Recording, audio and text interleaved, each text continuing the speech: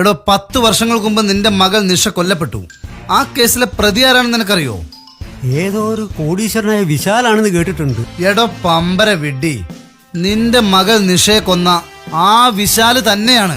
നീ പോറ്റി വളർത്തുന്നില്ലേ ആ ഉരുക്ക് സതീശൻ. ഉരുക്ക് സതീശൻ എങ്ങനെയാ വിശാലാവുന്നത്? എടോ വർഷങ്ങൾക്ക് മുമ്പ് രാജസ്ഥാനിൽ വെച്ച് ഉരുക്ക് സതീശൻ ഒരു അടിപിടിയിൽ കൊല്ലപ്പെട്ടു. ഞാൻ അവിടെ പോയിട്ട് നേരിട്ട് ഡീറ്റെയിൽസ് എടുത്താണ്. എന്റെ കയ്യിൽ തെളിവും ഫയലും ഒക്കെ ഉണ്ട്, കാണോ? ഇന്നത്തോടെ വിശാലിന്റെ കാര്യത്തിൽ ഞാനൊരു തീരുമാനമാക്കും. കംപ്ലീറ്റ് ഡീറ്റെയിൽസ് ഉണ്ട്, പഠിക്ക്.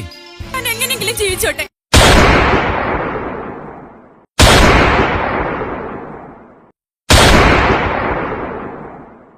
ആ ദിവസം അവൻ നിങ്ങളുടെ മകളെ മാത്രമല്ല വേറെയും 6-7 പേരെ കൊന്നിട്ടുണ്ട്.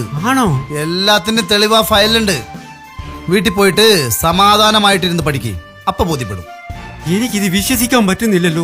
അവനോട് പ്രതികാരം ചെയ്യണം, ശക്തമായി പ്രതികാരം ചെയ്യണം. അതെങ്ങനെ? എടോ അവന്റെ കാമുകിന്റെയും ചന്ദ്രദാസിന്റെയും എല്ലാവരും ഫോൺ നമ്പർ അതിനകത്തുണ്ട്.